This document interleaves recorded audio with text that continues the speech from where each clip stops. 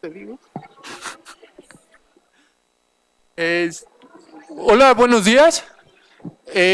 Por favor, a los ponentes del primer panel, les pedimos pasar. Estamos por comenzar el coloquio.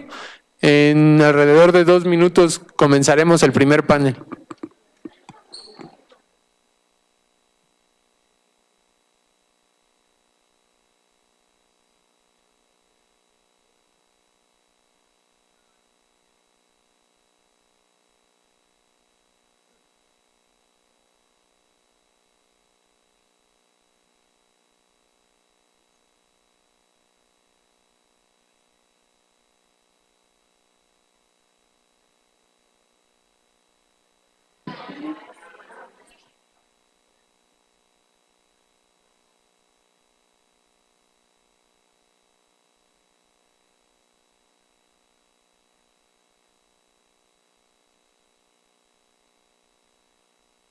Todos los ponentes.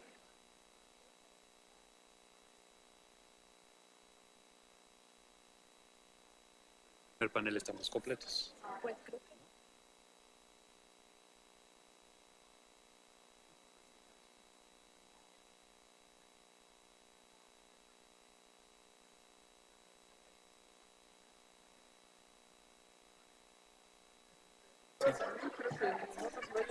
¿No se ha comunicado?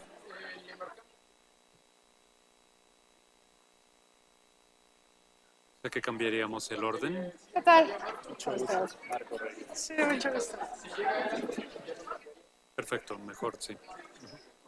¿Qué tal? Buenos días. Hola, Cristina Rosas. Alejandro Terrazas. Sí, hola, ¿qué tal? ¿Qué tal? Falta un expositor. Sobra ti. Hola, ¿qué tal? Computadora. Corriendo, pero sí. Sí.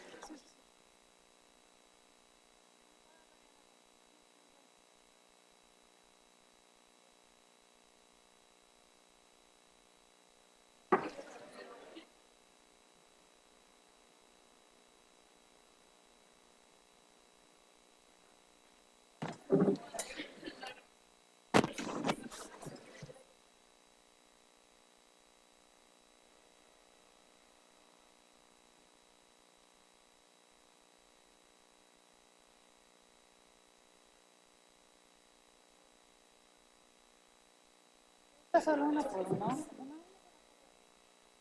Hacer las preguntas al final de Para cada Cristina Rosas introduce el Marco Rey. todas al final de la mesa.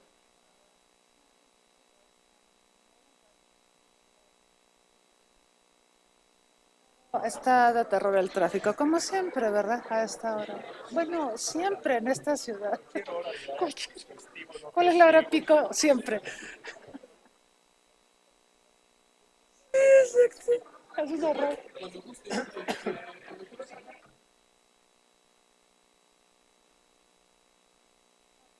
Acaba a las 11, ¿verdad? Ok, muy bien. Muy bien. Tiene que ser en inglés. Sí. Ok, muy bien.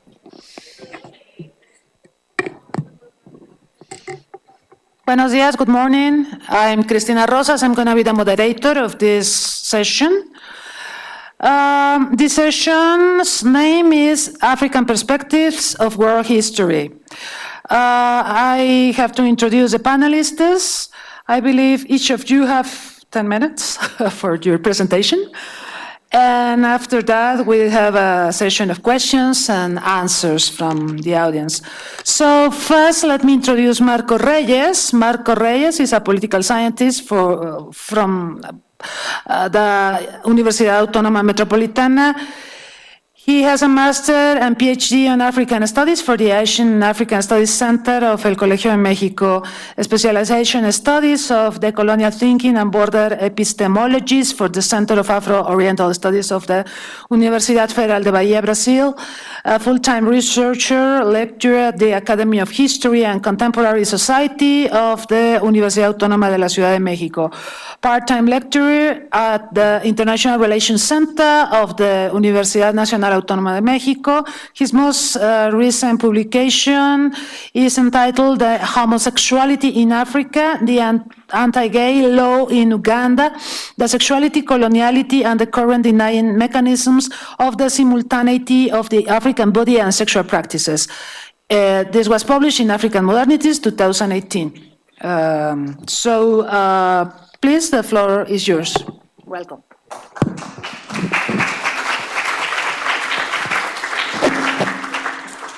Well, first of all, I would like to thank everybody here as an assistant and everybody of the organizers who had the mission of planning this colloquium. And we hope this is not the only one, but many others can celebrate in the near future. If you don't mind, I would like to read my presentation, given that I only have 10, 15 minutes, so I'm going to be very brief.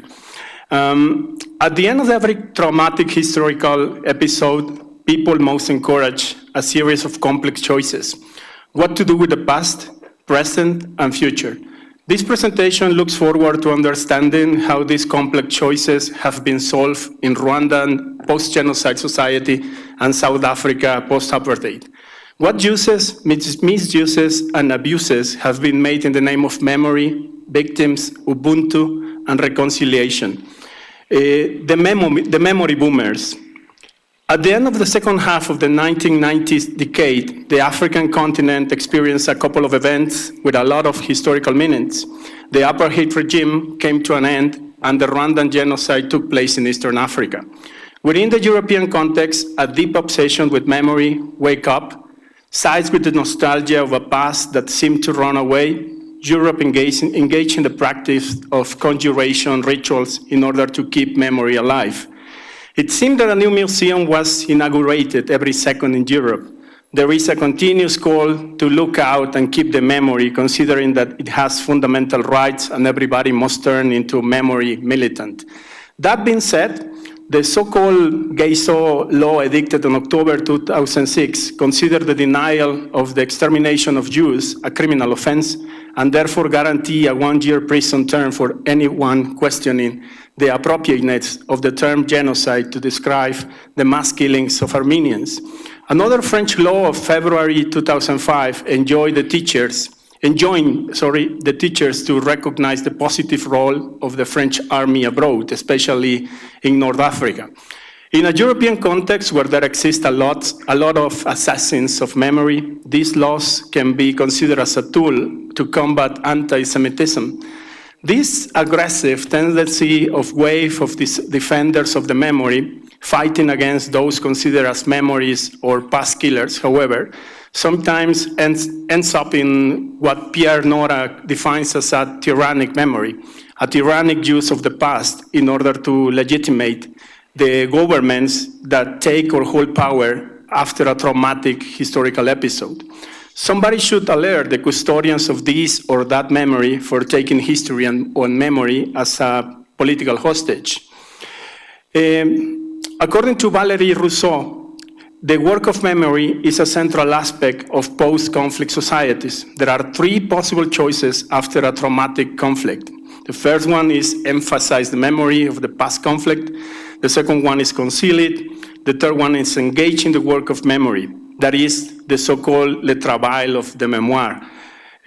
Paul Kagame regime is a combination of the first two, but mainly of the first one. There is a conscious effort to obliterate the past by erasing ethnic identities, while at the same time, the incumbent Rwandan government leaves no doubt that the roles of perpetrators and victims are assigned respectively to Hutu and Tutsi.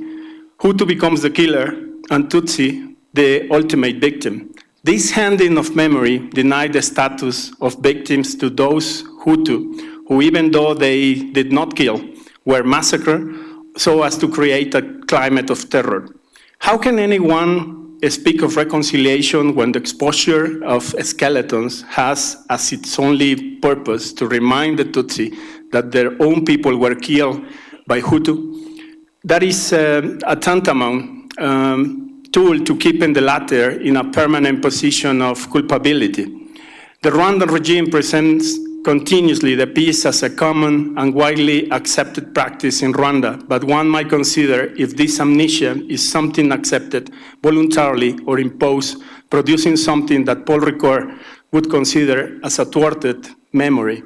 In the words of the Rwandan Senate report of 2006, the victim is every person killed during the period of October 1990 and December 1994, because he, she is a Tutsi or looks like one, has family relationships with Tutsi, is a friend of a Tutsi, or has close relationships with Tutsi, has political thinking or is related to people with political thinking opposed to that of the ideology of divisive politics before 1994.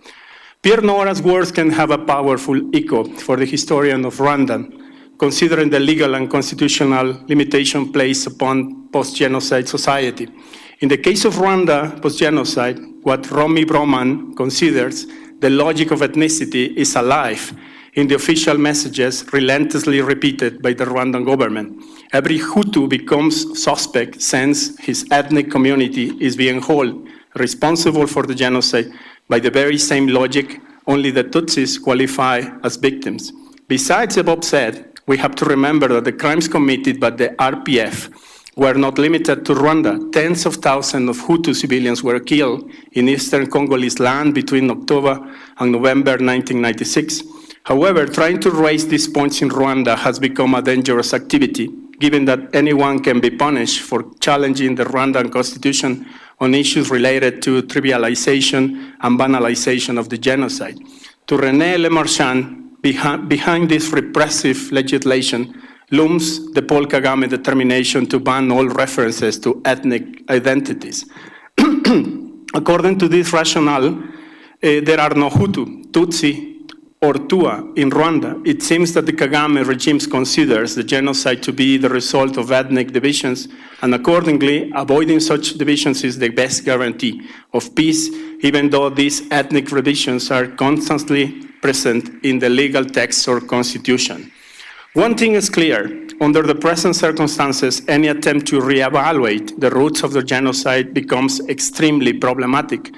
Not only does it run counter to the taboo of revisionism, denial, and trivialization, doing so offers an opportunity for being subjected of an indictment on the grounds of divisionism, discrimination, or sectarism, or all the above said. Ubuntu has been generally translated as humanness and expresses itself metaphorically as people are people through people. In Rwandan context, Ubuntu has a deep connection with the Gacaca courts, which undoubtedly have solved the problem of the lack of a strong judiciary infrastructure to provide justice after the 1994 genocide. In Rwanda, Ubuntu and the reconciliation procedure mixed together with the practice of memory, producing a mechanism to reinforce the Rwandan national pride, the Rwandan identity where there is no room for being Hutu or Tutsi, only for being Kinyarwanda. Ubuntu then was used to subsume any reinterpretation of a victim and killer relationship. Ubuntu has worked for peace and reconciliation as well for petrifying the memory of the Hutu as a killer during the genocide. Is there anything that allows us to know and distinguish between the good and bad uses of the memory? For Todorov, there will have to be a question about the acts that pretend to be founded on the memory of the past, and there will have to be a steady criticism alerting about the uses and abuses of the memory. There are two possible readings of the past, according to this author: a literal reading and a paradigmatic exemplary reading of the memory and the past. The exemplary use of the memory permits to extract conclusions of a traumatic event and to use them as an example. Therefore, the past becomes a principle of action for the present. Exemplary memory has a potential of emancipation. On the contrary, within the literal use or reading of the past, that memory of those people who are still living in the past inhibits the present action. The past is consequently used to repress the present moment. It is the memory legitimating the status quo. In this case, there is a constant danger in using historical observation and surveillance for watching the past rather than the present. To celebrate the victims of the past is more gratifying than taking care of the today's victims. There is another negative advantage in the cult of memory for the sake of the memory. The practitioners guarantee for themselves several privileges inside the society. Then, is there anything pleasant in the act of a group of people presenting themselves as victims? Of course not. No one would like to be a victim, but everybody would like to have been a victim. In the past and not being it anymore in the current days or in the future. What they look for is the status of a victim, considering that to have been a victim concede the right to protest and ask for retributions. Unless the status of a victim is shattered, everybody would be obliged to satisfy all the petitions. It is more favorable to keep on the role of being a victim than receiving a specific restoration for the suffering. It is better to keep a permanent privilege. Gacaca and Ubuntu helps to call off what Maurice Holbach recognized as several collective memories which may succeed each other or exist at the same time. This passé vécu could well coalesce into a separate ethnic memories. Each group's memory is distinct. This is also true for the Tutsi, to lump together under the same ethnic labels communities whose lived experiences in Holbach's phrase are as radical different as the survivor of the slaughter, the refugee warriors from Uganda and the returnees from Burundi, the Congo, Europe, and the US, on the mistaken assumption that they all share the same collective memory makes no sense. The work of memory not only requires Ubuntu and Gacaca, but to transcend the reiteration of the enunciatory histories, to overcome those obstacles to the psychoanalytic cure raised by the obsessive, repetitive memory of traumatizing events. That is a critical use of memory. South Africa during the post-apartheid. The epilogue of South Africa's interim constitution stated that in order to address the divisions and strife of the past, there is a need for understanding but not for vengeance, a need for reparation but not for retaliation, a need for Ubuntu but not for victimization. Desmond Tutu suggested that Ubuntu look forward to restoring the dignity of all the people involved and focuses on forgiveness in order to restore the balance between victim and perpetrator.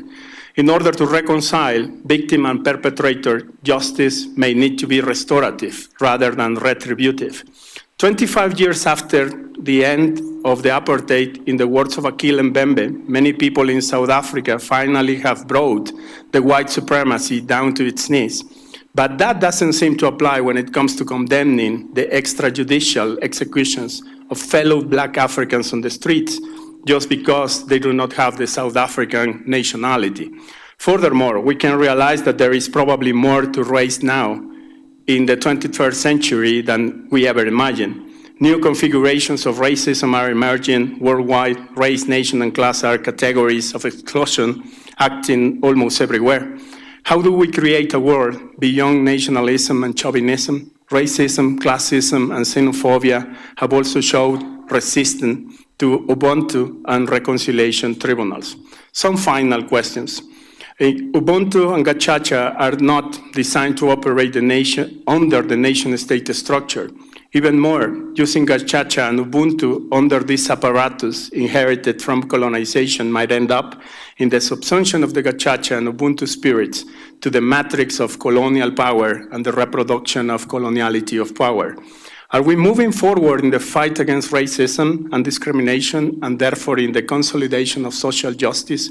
Or are we simply opening spaces for social and political mobility, the formation of a small Black political elite that end up reproducing the status quo in the name of memory, reconciliation, and racial equality?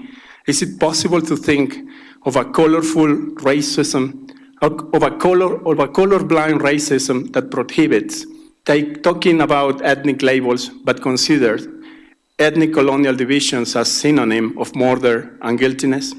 Walter Benjamin used to say that there is always a danger that tradition becomes an instrument of the ruling classes. Not even the dead, he said, will be safe if the enemy wins, and this enemy has not ceased to win the battles so far. Thank you very much.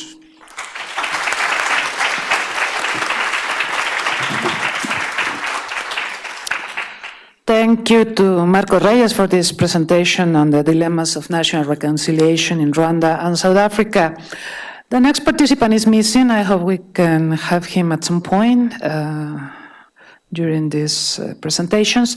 So we're moving to the presentation of Alejandro Terrazas. He is full-time researcher at the Institute of Anthropological Research at UNAM. He's member of the National Research System. He's got a master's and a PhD in physical anthropology by UNAM, a bachelor degree in archaeology for the National School of Anthropology and History. He's winner of the Javier Romero Award for the best master's thesis and Miguel Covarrubias Award for the best design and exhibition installation work of the National Institute of Anthropology and History.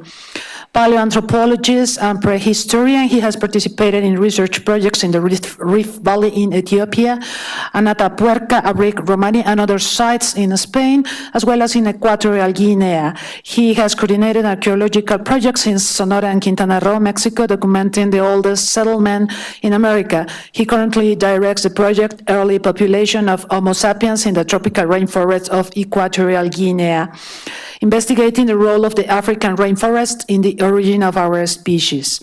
He has published more than 50 works on human evolution, the theory of biosocial coevolution, prehistory and paleoanthropology of Mexico and taphonomy.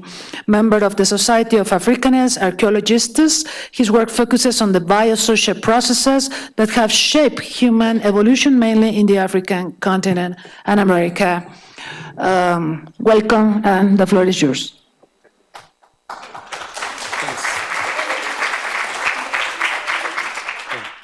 Thanks for your kind invitation to participate in the colloquium. In this short time, I here? It's okay? Okay. I will try to explain how the construction of world history, elaborated from colonialism and its different institutions, including religion and mainly Western historiography, has erased the prehistoric past of African cultures, with the implications that this absence has for the development of African identity and universal history too. And the slide, please. Yeah.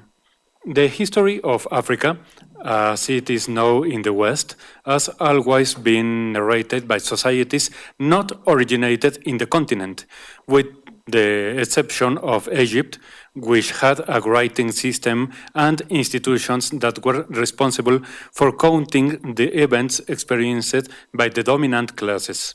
But even in this case, the historiography of Egypt were developed from the Mediterranean perspective, rather than in relation with the rest of the African continent. Oral tradition and other forms of time recording were ignored or delegated as folkloric material that did not reveal events, but only the structures of primitive thought, as it should be studied by colonial anthropologists. At the political and social level, the colonial era marked an intense academic activity in the search of the history of Africa. The compilation of written documents in the ancient Arab kingdoms, such as Mali, provided new sources of documentation. However, societies without writing were the main source of anthropological interest. The study of the rock art of the African peoples surprised the world with its beauty and complexity. However, precisely, these studies contributed to encouraging the idea, firmly rooted in the colonial thought, that the African natives could not have been the creators of the sophisticated artistic expressions they were discovering. The main example of this idea is the case of the so-called White Lady, which is one of the most famous cave paintings in Africa. Discovered in 1918, but which became famous in 1947, where the abbot Henry Breuil, famous French prehistorian and refugee in South Africa during World War II, declared that it was a woman with white skin, possibly a Cretan. a people from the Mediterranean. Today, we know that the image is more than 4,000 years old and represents an African man, possibly a healer. This is not an innocent anecdote, but a conscious effort to demonstrate the presence of white people in South Africa hundreds of years ago and a way to justify the apartheid regime that prevailed in those years in the country. And the next, please. Okay. During the colonial period, the goal of African archaeology was, with some exceptions, to adjust the prehistory of the continent to European periodifications. Although always at younger ages, with the prejudice that technological or cultural innovations should always come from outside the continent. An example is the discovery of the skull called Broken Hill, found in a quarry in Kabwe, in present-day Zambia. At the time, it was interpreted as an African Neanderthal, a descendant of migrant Neanderthals in southern Africa. Today, we know that Kabwe, as this fossil is currently called, represents a different species, Homo rhodesiensis, which is most likely the direct ancestor of all modern humans, and not immigrants in a marginal territory. By the way, the British government has ignored the requests of the Zambian government to return this important heritage to their country of origin.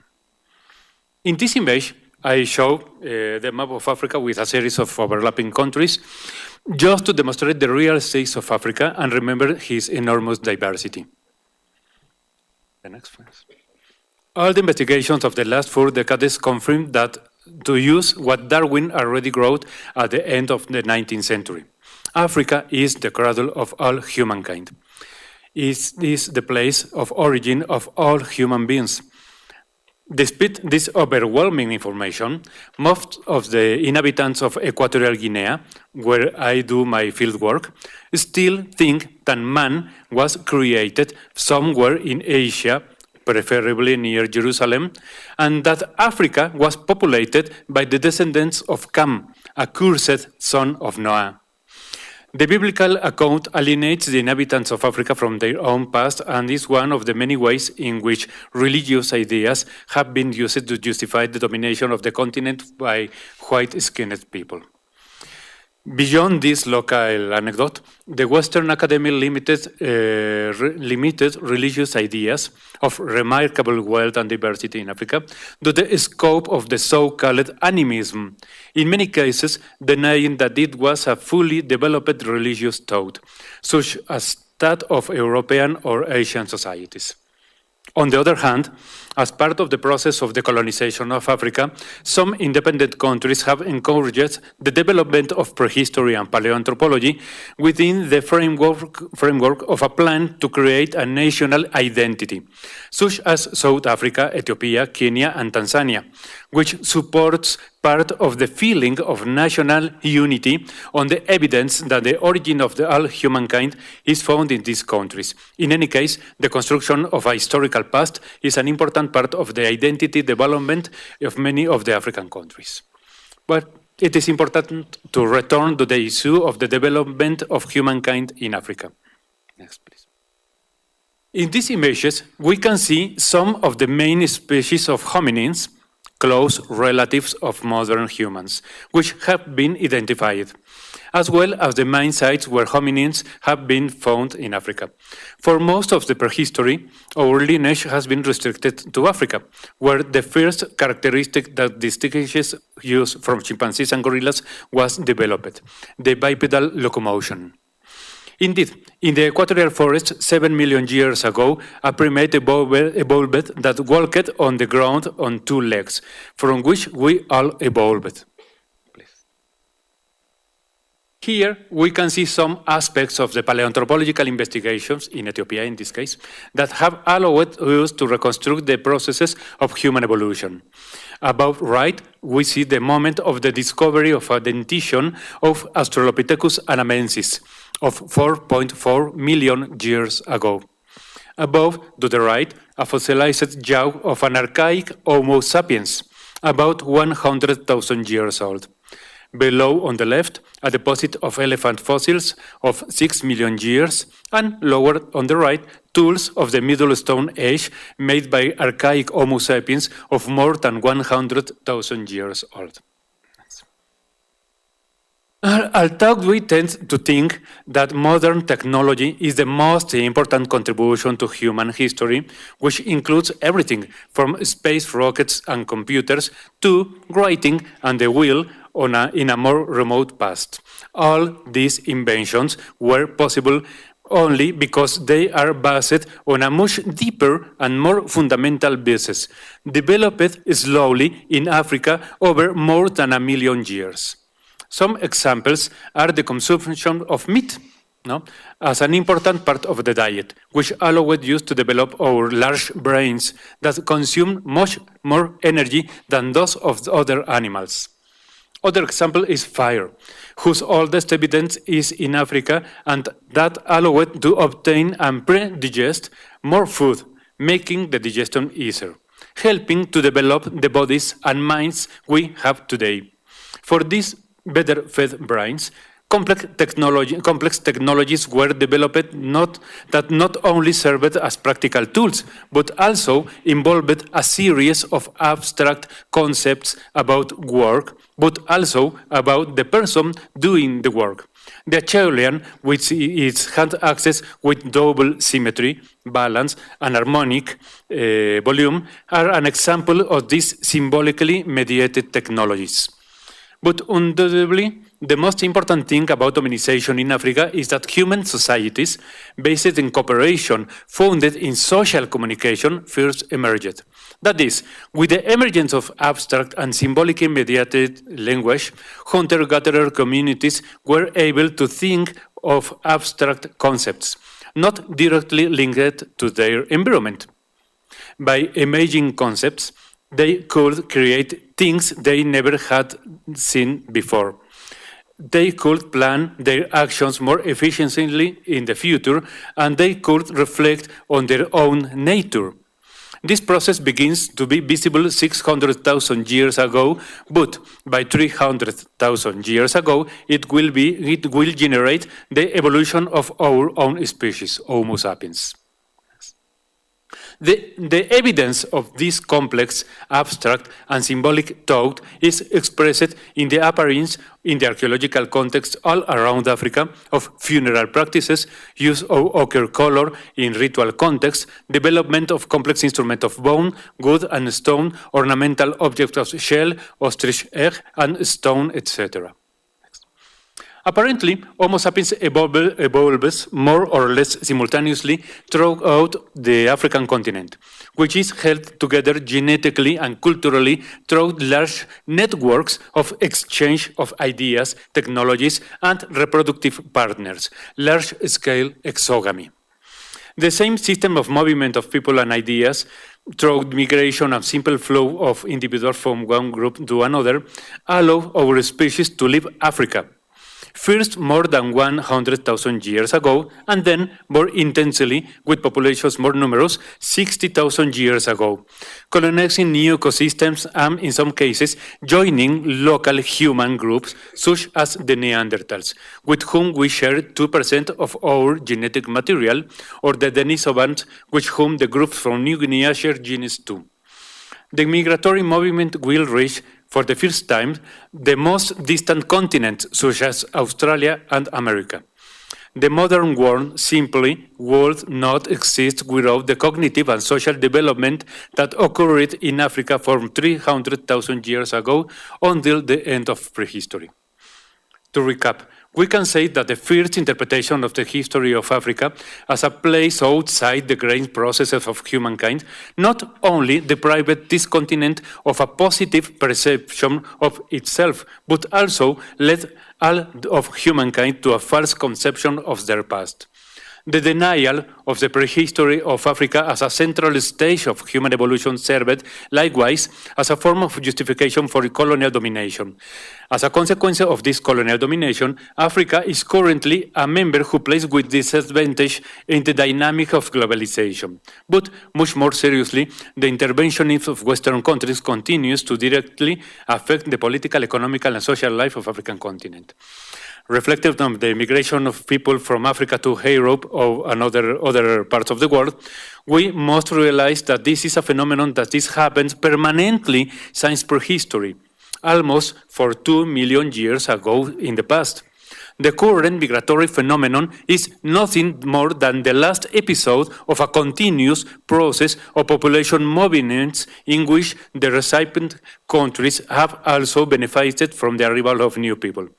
This image shows the percentage of genes of African origin in Europe, on the right with a gene flow prior to Neolithic, and the second one with a gene flow during the Middle Ages. Finally, a reflection on the academy. Western researchers must listen more closely to colleges in Africa, understand their own concepts and categories, instead of imposing our own models. This applies to economics, sociology, anthropology, etc. An example of this bad practice is to impose periodifications taken from Europe, such as the concept of African Middle Ages, since there is no real correlation between the European Middle Ages and African class societies, because it seems that these African societies are what's lagging behind the development of Europe. Es la alarma, ¿no? Es la del baño. Qué original. Okay, I am finishing. Es muy ruidoso. Sigo. Do you listen to me or? Okay. Es la alarma del baño, es a bathroom alarm. Is about very strange. Okay. Never mind. Another example is that. Excuse. Another example is that of the Middle Stone Age period, which was coined thinking that it was a series of lithic traditions similar to Middle Paleolithic in Europe, only more recent and less original. On the contrary, today we know that the Middle Stone Age is over 300,000 years old, is older than the European Middle Paleolithic, as is also the time when most of the characteristics we consider unique to our own species appear in Africa, such as abstract language, symbolism, metaphysical beliefs, artistic expressions, composite technologies, funerary practices, etc. In short, understanding the African prehistory from its own dynamics and process, instead of imposing our cultural templates, will not only enrich the study of the history of this continent, but can teach us a lot about the historical processes of the whole world. Gracias. La última.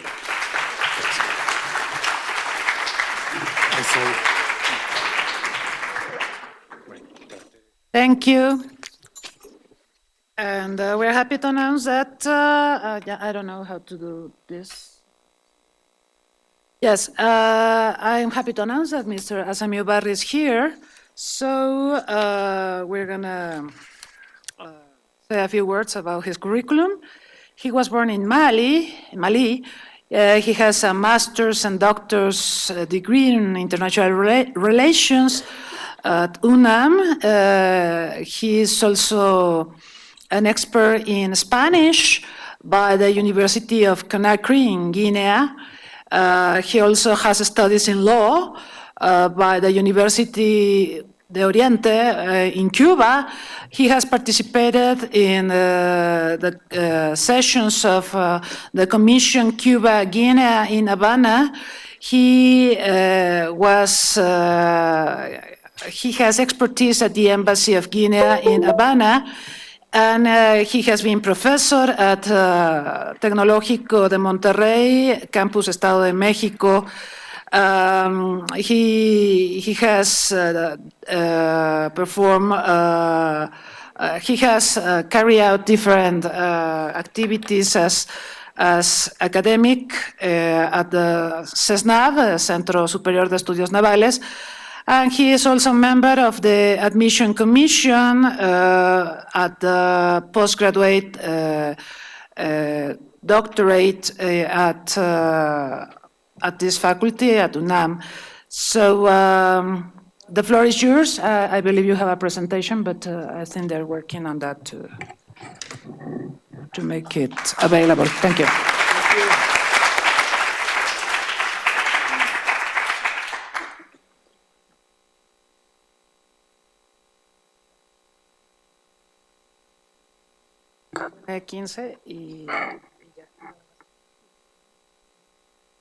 Buenos días.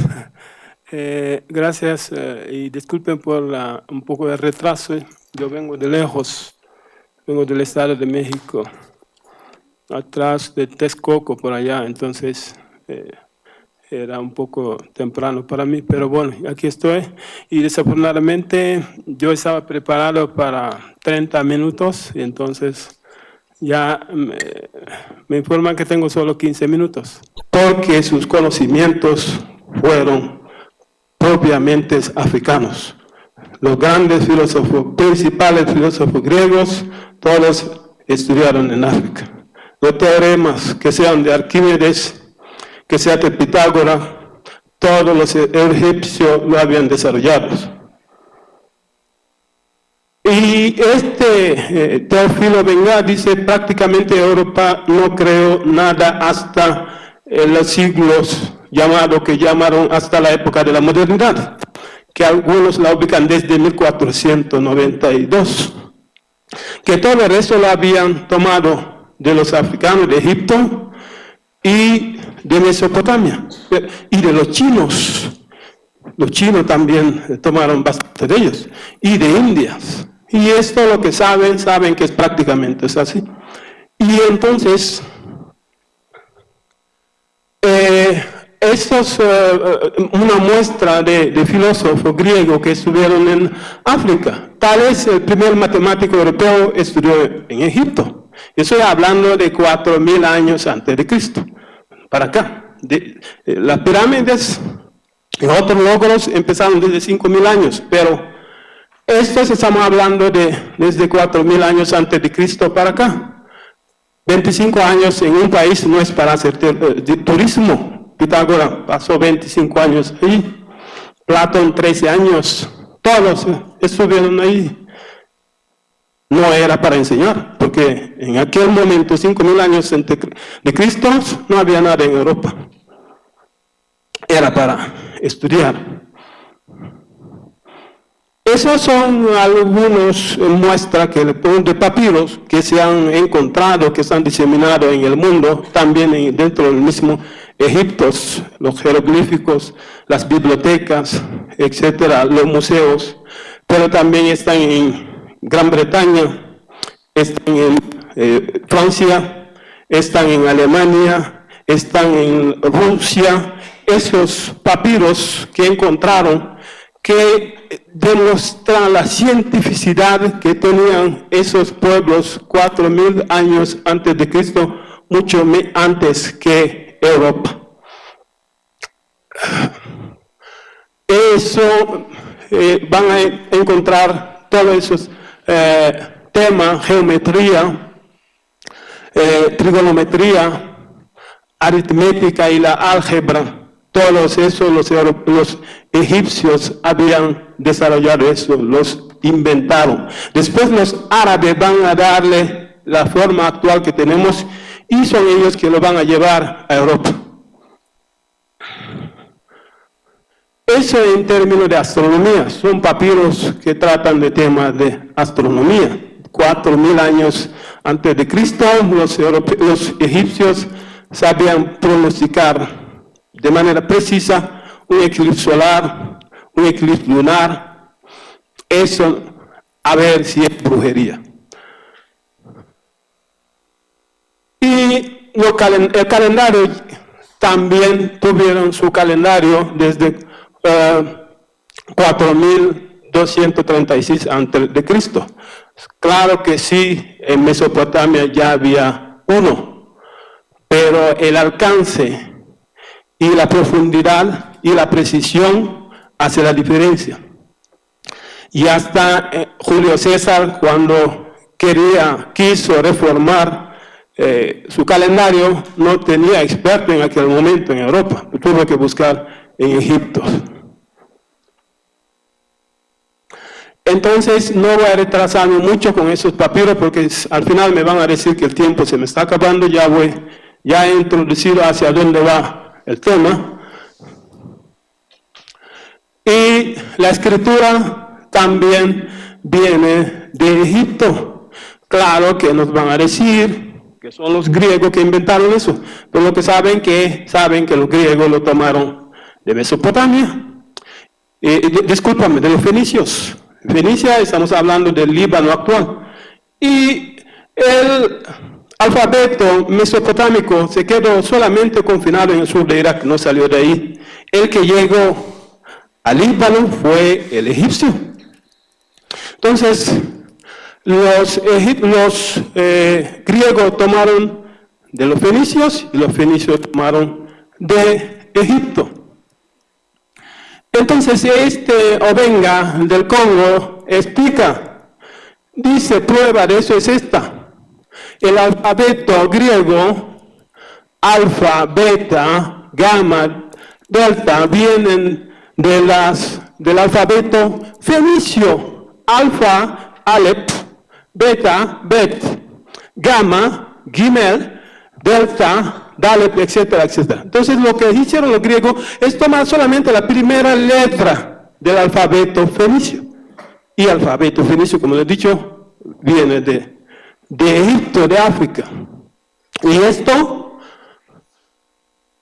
los griegos van a crear el suyo, lo que consideran hoy en día que son los inventores. 3.000 años después de que estos africanos de Egipto hayan creado el suyo, 3.000 años después. Obenga considera que el 25% del vocabulario griego es de origen egipcio. Los papiros, si no fueran por ellos, no hubiéramos tenido Platón, no hubiéramos tenido la Biblia, el Corán, no hubiéramos tenido Aristóteles, Sócrates, porque no puede escribir, por ejemplo, la Biblia en un tronco de árbol o la piel de un animal, ni el Corán. Son tan extensos que no puede. Entonces, esos no solamente son plegables, sino son transportables y son grandes. Gracias a ellos tuvimos Tomás Aquino, etcétera, etcétera. 5 minutos. Y esa parte ya no voy a pararme en esta. El que quiere después, la arquitectura, la medicina, todo. ¿Me pasa, por favor? No, la anterior, esa. Todo lo que se usa hoy en medicina, todo, sin ninguna excepción, los egipcios lo habían inventado, lo habían desarrollado. Todo, no hay ninguna excepción. Lo único que cambia es, ha habido innovación, mejorar esto. Pero desde 4 o 5.000 años, 4.000 años, ya los egipcios hacían toda la rama de la medicina que ustedes conocen, la farmacia, lo habían desarrollado. Seguimos. Esos son papiros científicamente que demuestran lo que acabo de decir. Ok, otro es todos esos saberes que desarrollaron los africanos, los árabes, los chinos, los indios, todo eso pasó por África del Norte y Oeste y llegó a Europa en 711. Por eso las universidades europeas, las primeras, Bolonia, Sevilla, una de las más prestigiosas, Cornell, las principales escuelas más importantes de Europa no surgieron ni en el norte ni en el centro, sino al sur de Europa. Y dentro de esos países también en las ciudades sur. ¿Por qué? Gracias a lo que los árabes musulmanes llevaron a Europa en 711. Otros, si quieren, ya pueden parar, después les paso las diapositivas. Me pasan la final, la penúltima, donde va a decir gracias, la penúltima. El otro es la esclavitud. De 400 años de esclavitud, los africanos trabajaron gratis. Gracias a ese trabajo de los africanos, Europa financió la revolución industrial. No hubiera sido posible. Es gracias al trabajo de los africanos en África, en Europa, en América, que Europa financió la revolución industrial. Uno. Otro. Anterior. Ajá. Bueno. Otra. La guerra mundial, las dos guerras mundiales. África puso dinero, puso 1 millón de soldados durante las dos guerras. Liberó a ciudades europeas, Francia, especialmente en Toulon, en Marsella. París son los negros africanos que hicieron el trabajo, más los árabes de África del Norte que hicieron el trabajo, hasta le dieron la presa a los franceses, dijeron pasen para llevarse la gloria. Pero el trabajo difícil lo hizo ya. Entonces, si no fuera África, el mapa del mundo hubiera sido diferente. Me van a hablar de los soldados americanos, pero dentro de ellos también está África, los afroamericanos. El último punto es el aporte de los científicos hoy, africanos, en todos los ámbitos. Patentes, grandes intelectuales, grandes matemáticos, físicos, nucleares, químicos, médicos, en todos los ámbitos tienen patentes. Aquí tengo link de 200 invenciones científicas que revolucionaron la vida del ser humano en la Tierra, hechas por negros africanos, americanos. Y hoy en día van a ver, si quieren estos, ahorita les paso lo que quieren para cerrar. Cualquier que quiera, ahí está a su disposición. No es tanto como se piensa que el negro bailarín enmascarado diabólicamente, que baila el folclore inmaduro, no es siempre eso. Tenemos también científicos de primera desde que la humanidad existió hasta hoy en día, y la prueba está aquí para cualquier que tiene duda. Lo primero que vamos a encontrarnos cuando salimos de aquí es un semáforo. Es una invención de un científico negro. La antena parabólica hasta hoy en día con internet aún así sirve, pero... Entonces aquí me quedo. Muchas gracias. Para cualquier pregunta que está.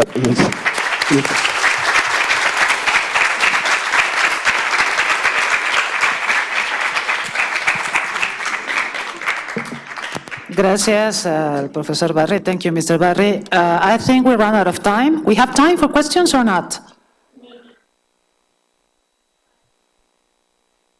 Should be keep it short, guys. So if you have questions, please raise your hand. Questions, comments, keep it short. Questions, comments. Hay una señorita arriba. Please, I have this here, please.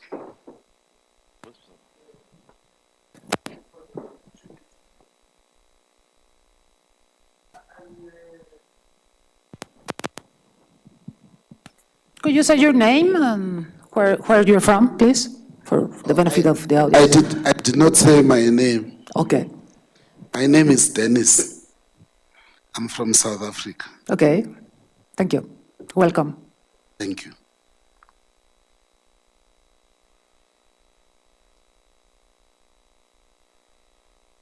There's a little bit of conceptual concern I have around the understanding of Ubuntu. Because the way it has been articulated here,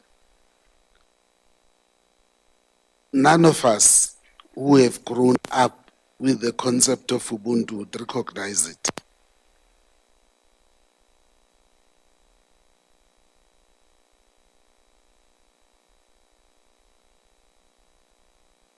The main issue I just want to bring to the attention of all present here is Ubuntu is about caring, living for others, and doing things that you would not ordinarily do if you do not have that kind of philosophical upbringing. So I I couldn't understand it in the way in which it was articulated today.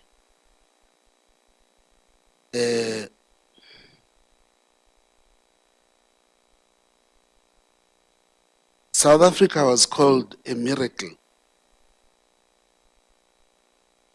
because none thought that we were capable of bringing an end to apartheid and making sure that we can live together in peace.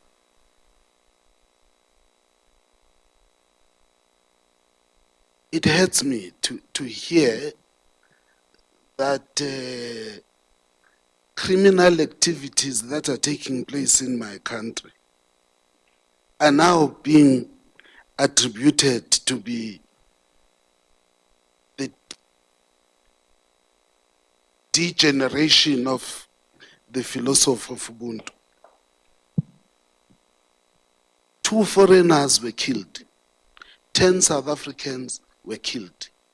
That's the 12 of people that died during the course of that attack. The shops that were burned down in my country were not shops of foreigners. It was South Africans whose shops were burned down. So when you take this philosophy of Ubuntu, and then we have to go through it in this way. Every country has criminals. Every country has bad people. Every country has got people who would always do the wrong thing. But the majority of people in the whole world, in all countries, are good people. We cannot have this philosophy be reduced to nothingness. I'm sorry if I'm taking it personal, but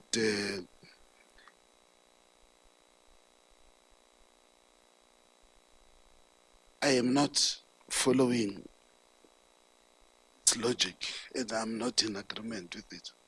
Okay, thank you. There's a lady at the back, please. Yes. First of all, I would like to thank you all for accepting. Where are you from? me. What's your name, please? My name is Lilith. I'm from this school. I am in the 1st grade. And, well, after I have thanked you all for coming here, I would like to make a question to Marco Reyes about something that it wasn't clear enough for me about the racial differences, about the category. I quite understood that the idea of the whole racism and all the trouble, all the problem that has come upon us in the actual days could be eradicated by just, I don't know, like erasing the racial differences? Is that what you are saying? That the whole problem will be like eradicated by just creating these categories? That's my question. Okay. Okay, if you have more questions, I would ask you to approach the participants during the break. So I think the 2 questions are directed to you, please. Yeah, first of all, thank you very much to the Ambassador, sir, of Republic of South Africa for the brilliant and insightful comments. Yeah, what I was trying to raise is that Ubuntu has been used by history. I mean, it's not the problem of Ubuntu in itself, but the practical that several historians has done in terms of Ubuntu. I mean, Ubuntu looks for reconciliation and peace.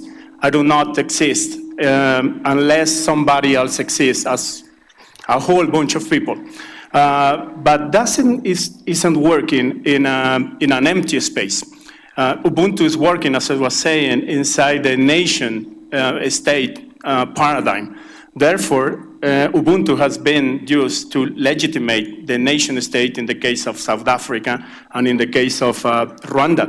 You were saying, and that's right, I agree. South Africa was called a miracle. So is Rwanda. Rwanda is called a miracle, an economic miracle. It has a spectacular presence of women inside the parliament. But outside the parliament, there are several problems that still have to be addressed. And if somebody is raising the term of Ubuntu and Gachacha in Rwanda, it raises the possibility to reevaluate the terms of the genocide. I mean, not all the people, Hutu, can be considered as killers or perpetrators of the genocide. So it's Tutsi people. So there is a need to reevaluate the genocide in terms of who is the victim and who is the perpetrator. But in terms of the Constitution, it is not possible to do that. And there, in terms of the Constitution, in the spirit of Constitution, there goes Ubuntu.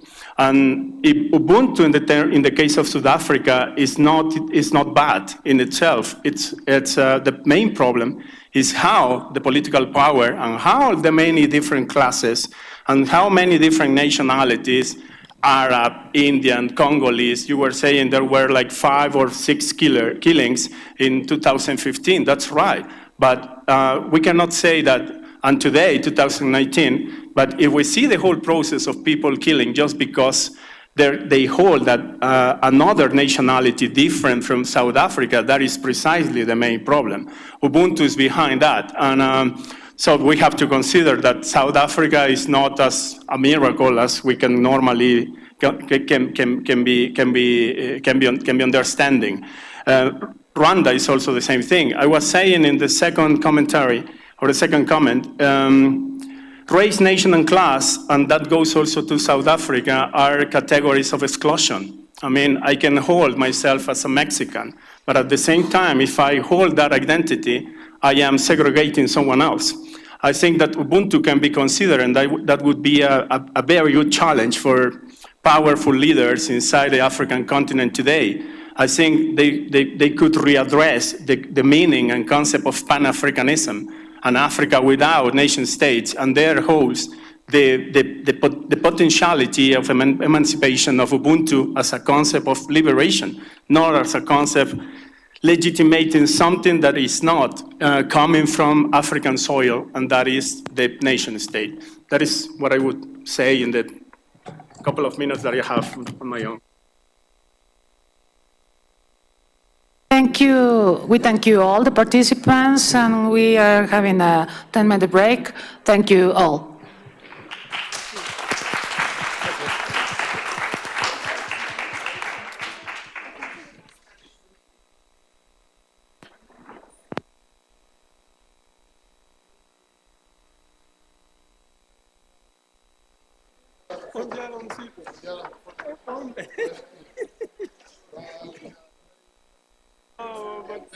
We have no time, it takes minutes.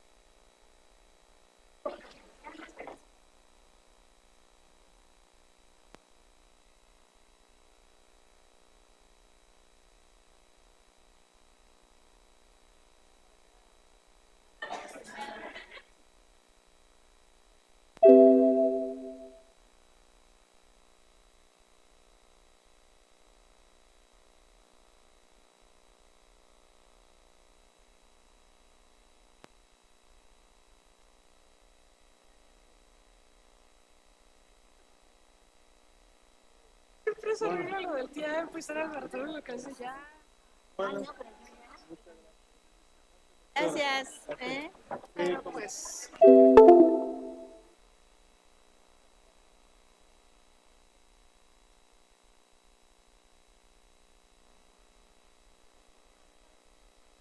En política exterior no existe África.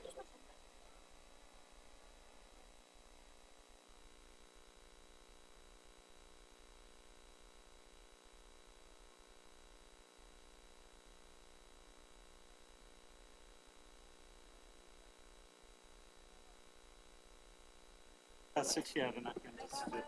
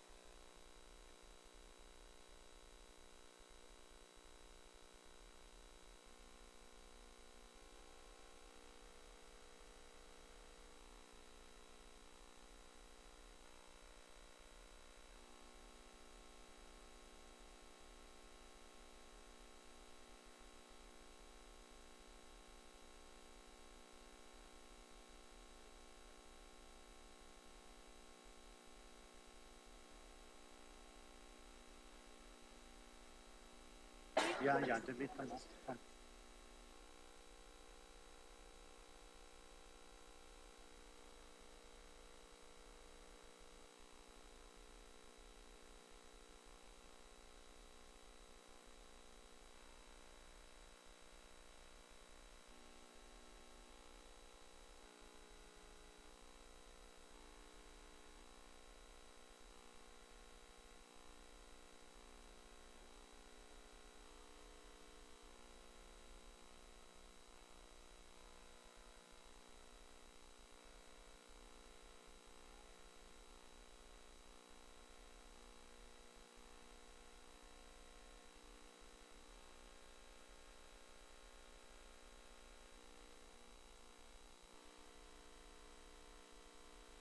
Yeah, if I sit here, then I can easily.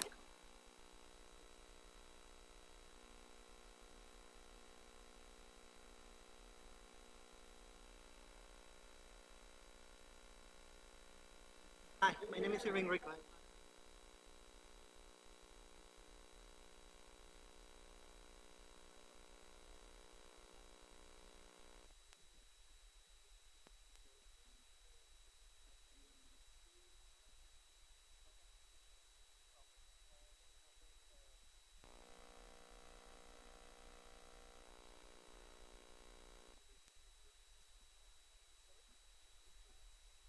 Out here or down here?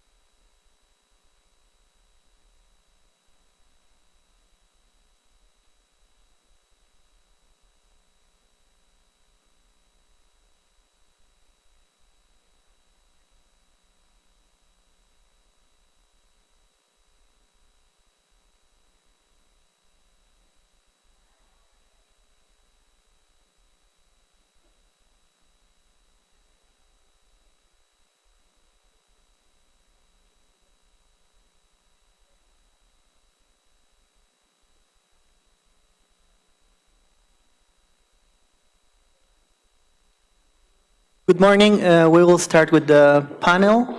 If you may take your seat.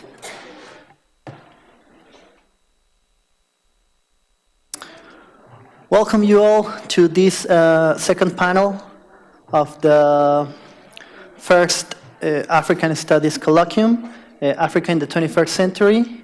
My name is Irving Rico. I'm going to be the moderator of this panel. The organizational committee asked me to lead this discussion in English, so if you let me, I will proceed doing it in this language. I'll do my best, so we can all understand what we are talking about. This panel is called Contemporary African Political Constructions, and we will have two presentations of great academics. I have here Professor Philip Harrison and Maestro Javier Sacristan, which are going to talk about these contemporary African political constructions. So I hope you all enjoy the panel. After these participations that will last like 15 minutes each, you will have the opportunity to take the microphone and give us some comments or questions if you have any of them. Well, to start with this panel, I will introduce Professor Philip Harrison. He is the South African Research Chair in Spatial Analysis and City Planning, funded by the National Research Foundation and hosted by the University of the Witwatersrand. He served as a member of the National Planning Commission in the Office of the President from 2010 to 2015, and previously, Professor Harrison was Executive Director in Development Planning and Urban Management at the City of Johannesburg for 4 years, from 2006 to 2010. Prior to that, he held a number of academic positions in the universities of Witwatersrand and Natal, including Professor and Chair of Urban and Regional Planning at WITS from 2001 to 2006. He has published widely in the fields of city planning and regional and urban development. His most recent publication is the jointly edited book, Changing Space, Changing City, Johannesburg After Apartheid. It's my pleasure to introduce to you Professor Philip Harrison.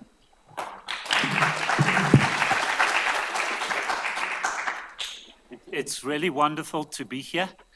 And it's wonderful also that UNAM is setting up a center, it has set up a center at Wits University. So when I heard that this is a center of Asian and African studies, I thought that what I would do then is speak about Asia in Africa, the Chinese presence in Johannesburg. That takes me a little bit away from the core of my own research, which is really about the governance of mega cities and mega city regions. And of course, Mexico City really fascinates me. I've never been here before, but I've just looked at the population on the UN website, 22 million people in the greatest city of Mexico. So it really is a mega urban agglomeration, and I look forward to coming back to looking at this agglomeration. I come from the city of Johannesburg. We have 5 million people within a broader city region called the Gauteng City region of 14 million people. So in 2011, some colleagues of mine, Yang Yen, Kangalani Moyo, Romain Ditkin, we tried to make sense of the complex and evolving Chinese spaces across Johannesburg, and our article was in fact published in 2012 under the title Strategy and Tactics, Chinese Immigrants and Diasporic Spaces in Johannesburg, South Africa. But a lot happens in 7 years, and there's been some space to reflect, even if subconsciously, on the way we framed our study. And while we explain the diversity of spaces across the city and the complex layering of the Chinese presence in Johannesburg, they've been there right from the beginning when Johannesburg was founded in 1886 on gold. We're now much more cautious about using the term Chinese space and much more reflective on what Chineseness might mean in cultural, socio-economic, and socio-spatial terms. There have also been significant material changes since 2012, and this has had an effect on the Chinese living in Johannesburg. So what I'm going to briefly do is outline the 2012 paper and also outline where we think we perhaps misinterpreted or misconceptualized some aspects of the Chinese presence. As a conceptual framing, we drew on the work of Michel de Certeau, and especially the theoretical distinction he made in his celebrated Practice of Everyday Life between the strategies of the powerful and the tactics of the subordinate. In his framework, tactics are a form of adaptation by the less powerful to an environment created through the strategies of the powerful. In this representation, as you might know, mundane acts of everyday life become significant in subverting the rituals, the representations that the powerful seek to impose upon them. The tactics are opportunistic, they're defensive. We weren't alone in using that framework. Certainly in South Africa, migrant studies, there was a whole small wave of de Certeau-informed work on migrant studies in South African cities. Some colleagues have showed how groups of migrants in the city deployed tactics of invasion and invisibility to avoid the attention of the authorities, to avoid the attention of South Africans, in many cases, and other migrants. Others wrote to the cosmopolitan tactics, living between places, to describe the practices that emerge from the everyday struggle on quite harsh streets in the city of Johannesburg. So we used the framing and we tried to add some complexity because the Chinese presence in Johannesburg is hugely diverse. The Chinese in Johannesburg offer multiple positions of relative power and relative vulnerability in relation to each other and to broader society. And we're able to show how complex the mix of strategy and tactics really are. To view the Chinese just as a vulnerable group deploying a heterogeneous range of tactics in a hostile environment is part of the story. And among their spatial tactics are both overt marking, this is Chinese space, this is Chinatown, and invisibility. We won't tell you where we live because we feel vulnerable. So the tactics include both marking and invisibility. And in the retail environment is actively marked as Chinese space, but the residential environment is one of invisibility. But there are Chinese holding economic power and economic influence, and they exert strategy, and there's a constant renegotiation of strategy, and sometimes strategy and tactics hybridized. As hybridized, a strategy is exercised by an individual in relation to subordinates, but tactics are exercised at the same time in relation to others. So it's complex. There's an entangled terrain of strategy and tactics. There's also an evolving field of relationships which de Certeau's framework didn't help us understand. An evolving field of relationships that cannot be contained within a distinction between migrants and host communities. We could have said a lot more about that. And we perhaps may have overemphasized the separation of the community rather than the intersections between the spaces, because it was about Chinese spaces and the wider city, and the extent to which these spaces are themselves not just Chinese spaces, but spaces of others. And that's the retrospective, if you like. So there's a complex mesh of social-spatial relationships, and we went only somewhere in acknowledging this. There's also the question of Chineseness.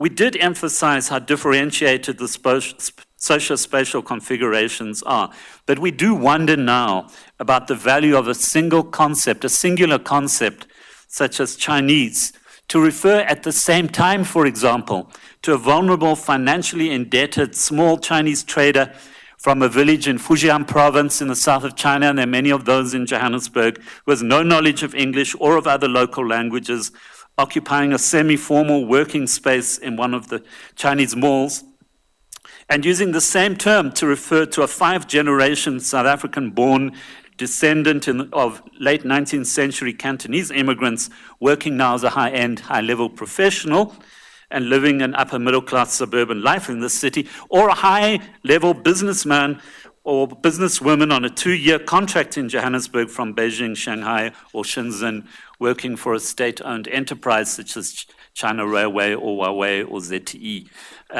So it's difficult to use singular concepts, and so often we use them. So what I want to do, having indicated where I think we could have, but with hindsight, where we think the paper could have been expanded in 2012. But let me take a step backwards and talk then briefly about the Chinese presence in Johannesburg. And there is a wonderful literature on the Chinese in South Africa and Africa. What we did was try to specialize that literature and talk about Chinese spaces.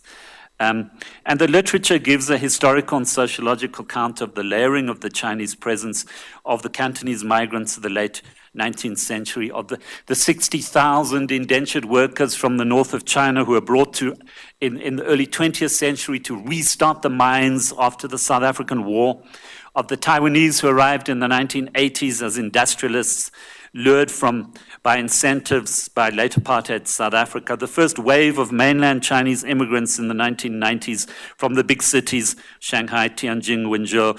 And then in the 2000s, the large numbers of Fujianese arriving from small villages, often brought to South Africa via snakehead smuggling rings. And then from around 2010, the contract professionals coming as part of an entry of large Beijing headquarters, SOEs. So the Chinese are a disparate grouping that arrived in the city at different times in history from different parts of China. They're divided by class, by dialect, by politics, by legal status. There was a group that came from Hong Kong just before the incorporation, for example. And this is reflected in the spaces they occupy.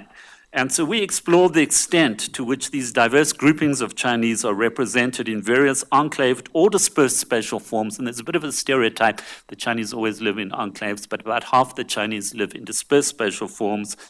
Here you can see we mapped the distribution of formally registered Chinese business, which gives a sense of both enclaves and dispersal. And we suggested 6 forms of Chinese space. And okay, that's the end that shows the enclaves and the dispersal. There's a symbolic space in inner city, in the inner city of Johannesburg, the old Chinatown. There are 1 or 2 businesses still struggling on in Commissioner Street, but it remains a cultural symbol for the descendants of the early Cantonese immigrants, but it's hardly a significant contemporary cluster. It was Johannesburg's first Chinatown, and every year there's still a significant Chinese festival, but there's very little Chinese presence still here. It's a space of memory in a marginal part of the city. There you can see what it looks like. And the space of memory also relates to the 60,000 indentured Chinese laborers who lived in compounds closely regulated. They all returned to China. Many died in Johannesburg. There are no descendants of these Chinese migrants in Johannesburg today, but there are many unmarked graves, unrecognized graves in the mining belt where they lived in now demolished compounds. The second space is the contemporary Chinatown called Cyril Dean. It's emerged since the 1990s. It's perhaps the only Chinatown outside China that's not in an inner city. It's in a previously Jewish suburb. It's a gateway for transnational migrants. It's a complex polyglot of subgroupings from across China. And there's an interesting story I don't have time to talk about, but in some senses, it's highly marked as Chinese. It's visible space. But there's no real collaboration because the Chinese come from so many different parts of China, so many backgrounds, they don't even speak the same language. But there is also the annual celebration. Most Chinese live in unmarked spaces. This is the eastern part of Johannesburg. It looks like anywhere in the world, perhaps, and that's the point. It's an ethno-burb. It's not majority Chinese, but there may be around 30,000 Chinese living there. And they don't work in the stereotyped sort of Chinese activities. They work in travel. They work in various forms of business. In retail that's not really marked as Chinese. It's close to the airport for obvious reasons for a transnational community. They're Chinese investors. That's a new investment with a Chinese investor.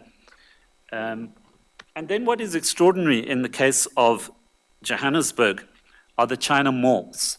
There's something like 20 large shopping centers that are Chinese owned, mostly on the old mining belt, where land is fairly cheap between the inner city and Soweto, a large, what we call township in South Africa, with this huge low-income market. And in 2011, we identified 18 malls accommodating around 4,000 businesses. And the history goes back to 1995, when a group of Chinese traders acting independently in the inner city faced a wave of crime, decided to find collective protection against crime, bought an old shopping mall, turned it into a Chinese mall, and found a significant market producing, importing low-cost goods of all sorts, electronics, food, whatever you can think, clothing, and selling it to a low-income population. And the malls quickly filled, but there have been changes since then. Since 2011, the malls were dependent on competitive advantage on cheap imports from China, but the economy has really struggled. There's now hyper competition, 4,000 Chinese competing with each other, and they struggled on with high shop vacancies, and then something changed. They started bringing, the Chinese owners of the mall started bringing other entrepreneurial traders from Somalia, from Ethiopia, from various parts of West Africa, from Bangladesh. And so there's a very interesting entrepreneurial business community from around the world, and it's hard to talk about these spaces any longer, if we ever could, as Chinese spaces. And here's some images of the malls we're talking about, something like 20 malls. They're large. Some of these are very large. You can see the floor plan of this mall. And this is just to illustrate the fact that we can no longer talk about this as Chinese space. It's a hybridized space. It's part of the intersection of multiple communities. And I've got a colleague who's written about the production chain, how it involves the Chinese, but it also involves the Ethiopians and the Somalis and the West Africans in the selling of a single product. And there's a complex chain of business that extends from the import of goods from wherever it is, Iwu in China, right through to the sale in the Ethiopian quarter, which has recently been on the news in a city, Johannesburg. Many of the Ethiopians, of course, buying wholesale from these China malls. There again, that's one of the tenants in the mall, but still marked as Chinese space because it has a brand. It means cheap goods to a low-income population.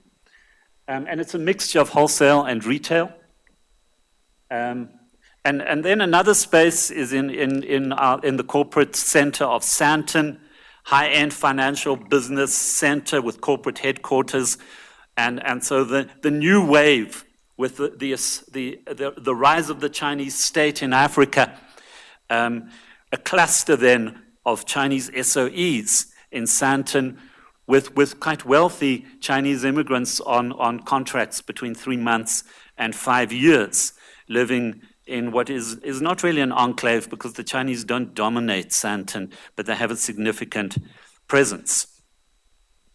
Huawei's headquarters, they don't need to market as Chinese space. It could be any building. And ZTE's presence. And then, of course, there are the spaces of dispersal across Johannesburg. At least 1/2 of Chinese business and residential presence is dispersed, challenging, as I've said, frameworks that only deal with the Chinese presence in terms of enclaves. And the primary survival tactics of the Chinese from the early days in Johannesburg was to develop a profile as a quiet, separate, law-abiding community, spatially dispersed to be close to low-income markets. And this, in a sense, continues. There's one other space we didn't talk about in that paper, but I've published with a colleague on a city that never happened. The city of Modderfontein, which was built by a Shanghai developer as the New York of Africa. and it was received with immense enthusiasm. Chinese capital was going to pour into Johannesburg, a new city. Here's the image of the new city, very sort of sci-fi imagery, was going to emerge from the landscape, but it never happened. And it's a case of transnational capitalism failing to embed, failing to understand the realities of a different context. They formed a partnership with a firm which was already in bad odor with the approving authorities in the city of Johannesburg. They thought they were embedding themselves locally, but far from that. And it's now been sold. The land has been sold to a new developer who's going to really produce much the same as what we see in Johannesburg and nothing like that. So I think my time is finished, but the final slide was really to say, since 2012, things have changed. Business conditions have changed. I'm not going to go into the detail. There's been a shift in immigration, regulation, and flow. The numbers of Chinese are possibly decreasing in Johannesburg because of this. There's been the rising influence of the Chinese state in the local Chinese community on the political life of the Chinese in South Africa. The Xi Jinping era of greater assertiveness. A quite fragmented community has in fact been cohered and tied quite closely to the embassy. And a new form of identity is emerging from the fragments of a very, very complex community that exists across Johannesburg. I'll leave it there. Thank you.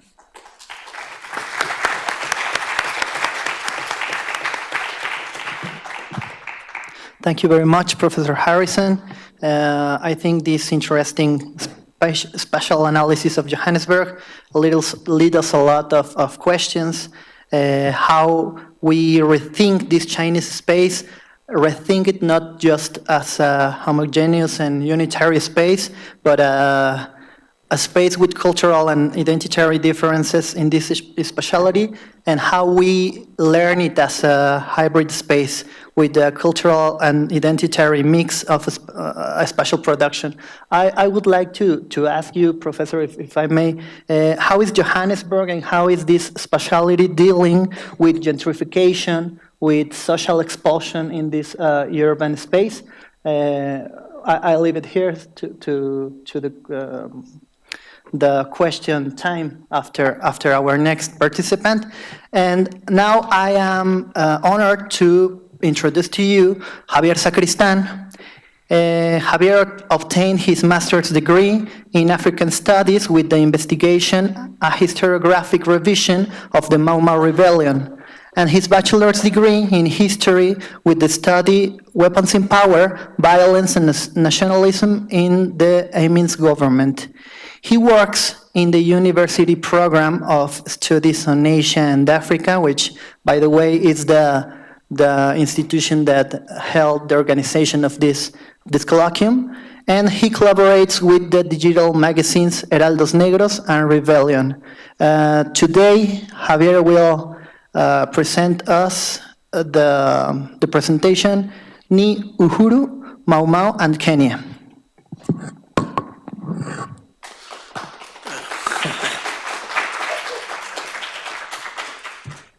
Good morning. So I'm going to talk about the contribution of nationalism of the Mau Mau Rebellion in Kenya.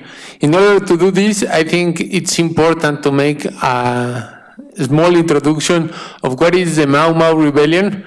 It's important to say that the rebellion lives during 4 years for the history, from 1952 to 1956. But also it's important to say that the violence in Kenya started before 1952. The historians say that the rebellion started in October of 1952 when the British government declares the state of emergency in Kenya. The state of emergency say that the British government never recognized the Mau Mau rebellion as a war because they want more camp of action to repress this rebellion. And it ended for history in 1956 when Dedan Kimati, one of his principal leaders, was hanged in public. But I think that it's necessary to say that the rebellion really finishes in 1960 when all the detainees in the detention camps of the British government returned home. It's important to say that these detention camps are being compared with the detention camps of the World War II in Germany. So the politics of independence in Kenya try to forget the Mau Mau rebellion, try to avoid this chapter of history because for them the violence delays the independence. So Jomo Kenyatta and then his successor Daniel Arap Moi tried to avoid to talk about the Mau Mau rebellion and to talk about all these 4 years of history.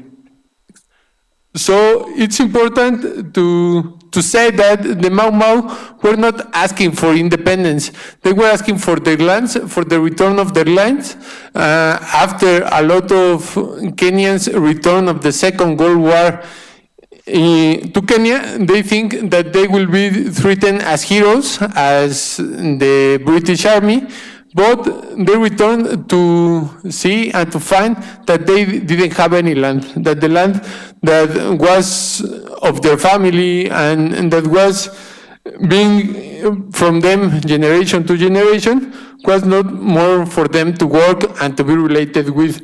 So it was time to start demanding the return of land with violence, because they were trained, they have military training, and they think that this was the only way to demand something to the British government.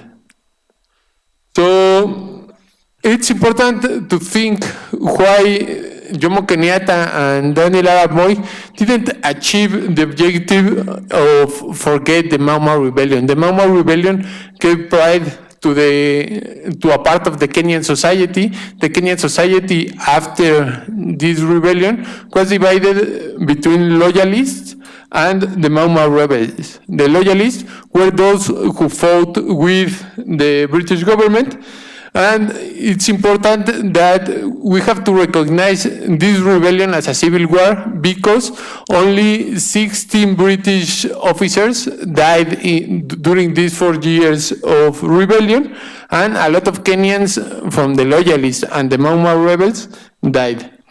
So the construction of identity parting of the Mau Mau rebellion, it's important in order to think why we have these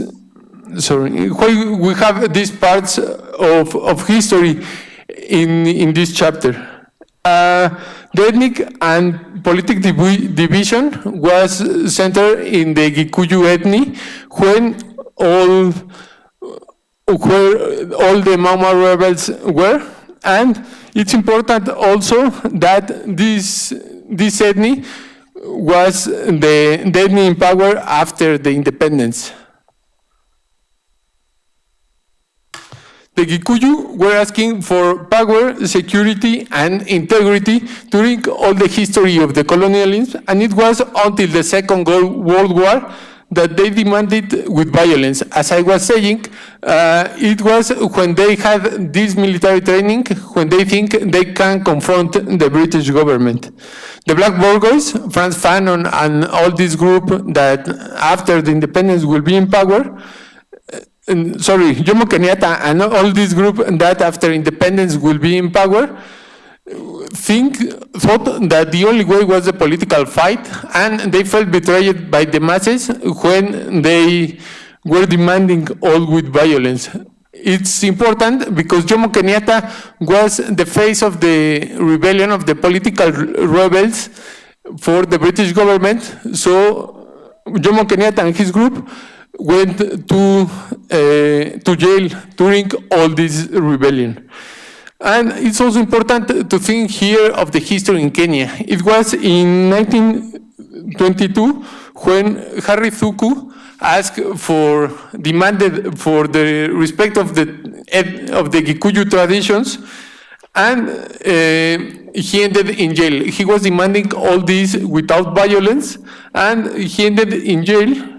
And when he was in jail, there was a demonstration of women outside of jail that ended in a massacre of women because the British Army felt in danger. So at this point, it seems that the Mau Mau rebellion only gives this idea of pride of Africa versus Europe, but it's important in the part of the land because the land was the most important element for the identity of the Gikuyu, and they were asking for the land and for this traditional relation with their land.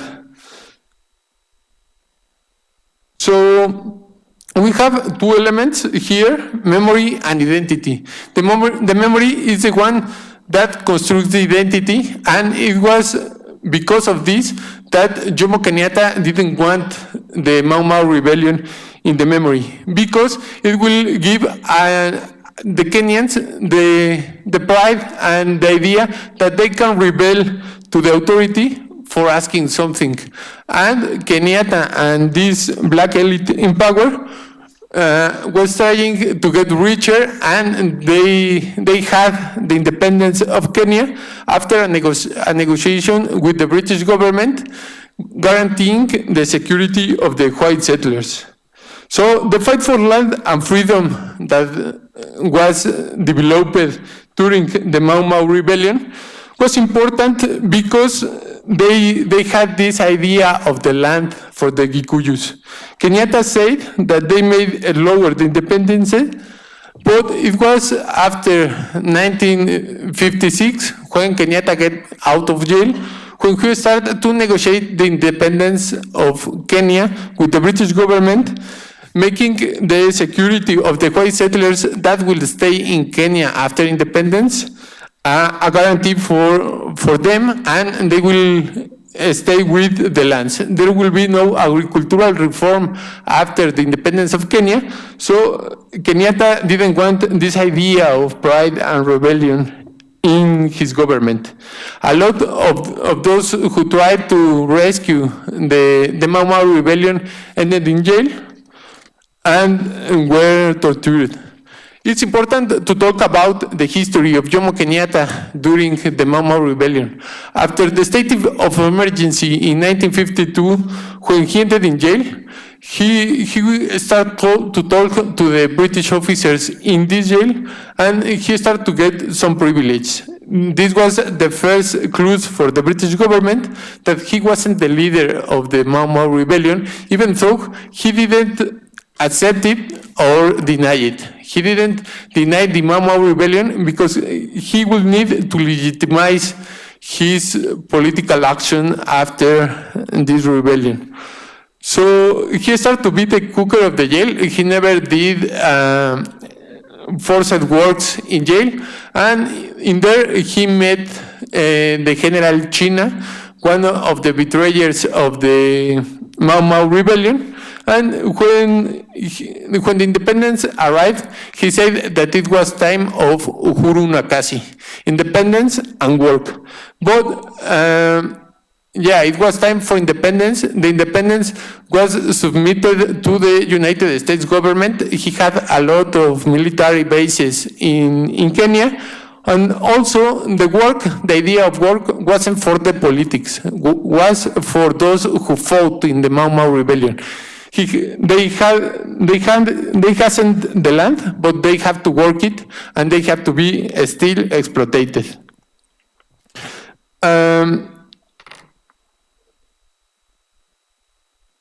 Please.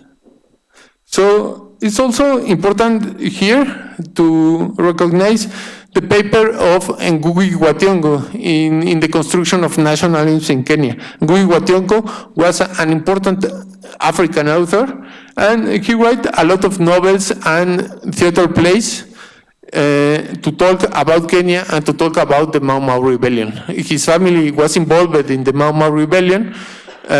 His brother was detained, and also his mother was tortured during the Mau Mau rebellion.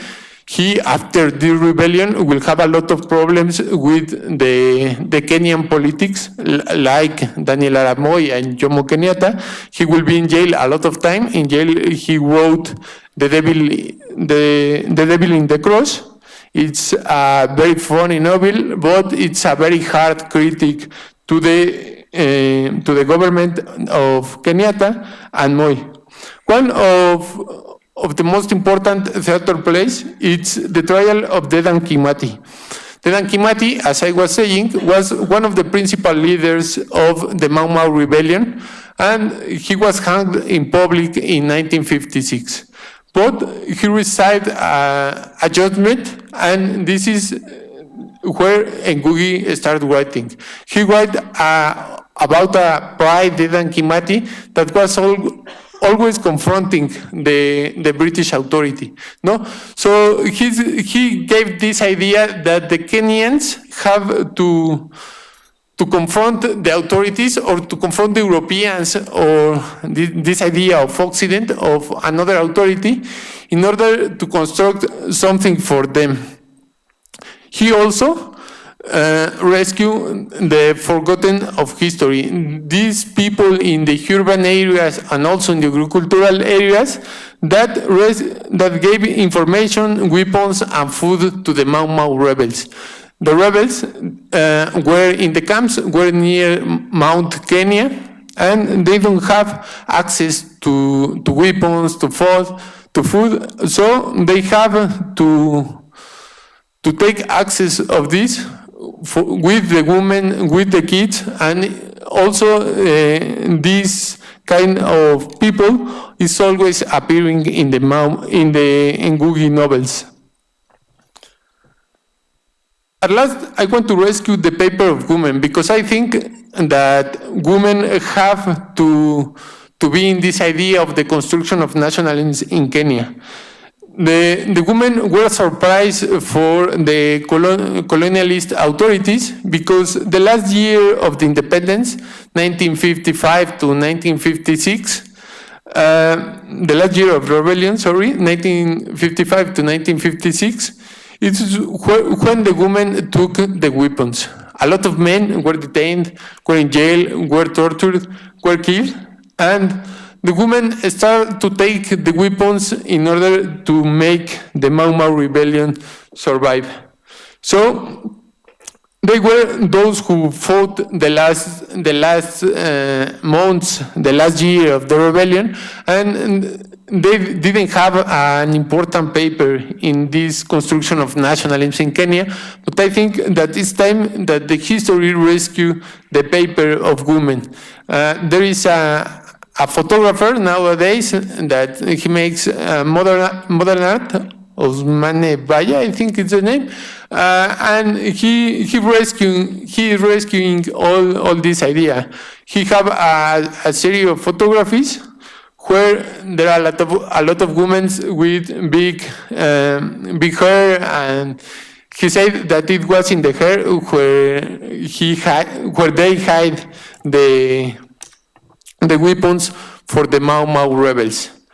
At last, and in idea of a little conclusion, I think that in Kenya we can find a lot of nationalism, but the nationalism that is imposed didn't think in those who contribute to the history and the nationalism in Kenya. Nowadays, Uhuru Kenyatta, the little son of Jomo Kenyatta, is in the government of Kenya, and he doesn't give anything for the Mau Mau rebels that are in process against the British government, seeking justice and seeking something for them after all they suffered with the repression of the Mau Mau rebellion. By my part, it's all.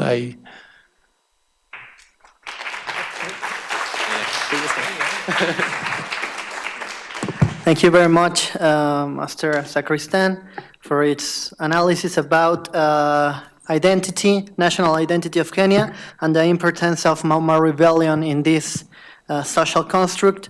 Especially, I think the relevance of social participation of women and this kind of social groups, it's pretty important to understand Kenya today. So thank you very much. Well, now it's your turn to speak.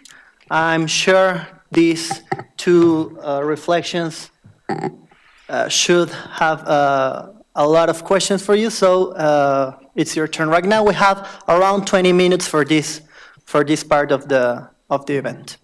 Sure. Thank you very much. This is a very informative conference. My first question goes to Philip. So you mentioned Chinese presence in Johannesburg since 1886. So I wanted to know what was the racial classification of the Chinese during apartheid? And one additional question on your framework. You mentioned strategies and tactics being used by the less powerful and strategies by the powerful. I wonder whether that framing does not remove the agency of the less powerful, because we know that the less powerful are also very innovative in the ways they counter powerful narratives. So I just wonder if the construction of strategies as opposed to tactics doesn't really remove the agency and the innovations that we find in lower groups.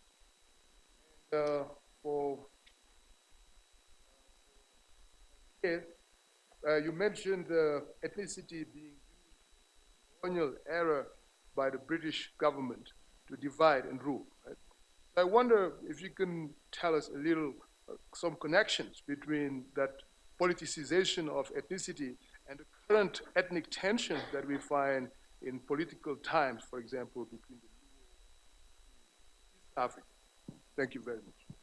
If you agree, we can get another questions and then we'll pass to the answer. Anyone? Over there, please.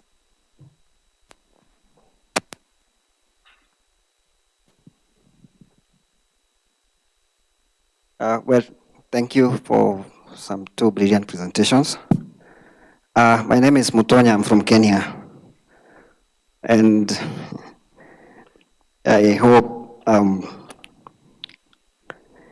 my questions will come with some sense of objectivity, because I come from a family that was deeply involved in the Mau Mau rebellion in Kenya.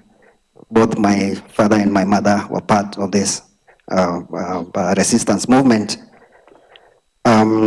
So my very first question to Javier would be, your title is very interesting. I don't know whether it's in Swahili or in Spanish. You say ni uhuru or ni uhuru? Ni uhuru. Swahili or Spanish? Swahili. Okay, interesting. No, I found that play of word very interesting, yeah, so it's in Swahili. But ni uhuru is uhuru, no? Yeah. See, okay, very good. My first question would be, it's more or less observation, whether Mau Mau was a civil war. I don't think I would want to agree with that assertion. I would want to see it more as a class war, no? As a class war, the loyalists and the freedom fighters. So we can, it's difficult for me to see it as, you know, as a war between Kikuyu amongst Kikuyus. I would see it, you know, very differently. That's my first observation. The other one, and it's very interesting because you mentioned Ngugi wa Thiong'o, and Ngugi wa Thiong'o brings this out very well, that it's not the Kikuyu fighting amongst themselves, it's those who are, no, those who, even the songs of freedom, those who are for independence and those who are against independence, those who are for the colonialist and those who are against. I don't know in which way then we can see that as a civil war. That's my preoccupation here. And I think the number two, you mentioned something about the Mau Mau memory. What is very important to note as well is that it is a memory which is still very much alive. Only that the official history that is sanctioned by the government, and you're very right, you know, the government of Kenyatta, the government of Moi, you know, they have this idea of official history, you know, and you know, and this idea of let's move forward, let's forget the past, no. But amongst the peasants who are involved, no, in the resistance movement, no, amongst them, you know, the peasants, the people whose land was taken from the White Highlands, in the Rift Valley. It is a memory which is still very much alive to date. And it's an important factor in the current political dispensation in Kenya as we talk. And lastly, I think you correctly pointed out the role of women, in the movement. Again, the official history has tried to put that under the carpet. But the history of the people, the popular history, the popular memory of the people, still recognize the role of the women in the struggle. Those are my few comments. Thank you. Thank you. Do we have any more questions? Yeah, over here, please.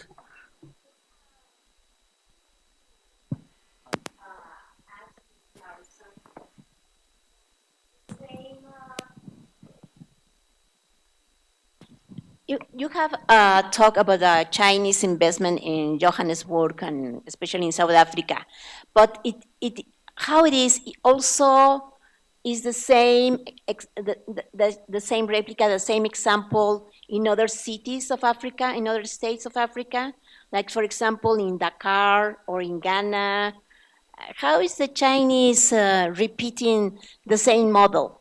Because, well, when we were with you, we saw the immense malls, Chinese malls, and when I saw that, I just think in Mexico, well, we don't have Chinese malls, but if you go just in front of your hotel, just in front of the Radisson Hotel, you have a mall, and if you go to this very nice mall, like very nice stores as Palacio de Hierro or Liverpool, you are going to see that all the things that they sell are made in China, most of them.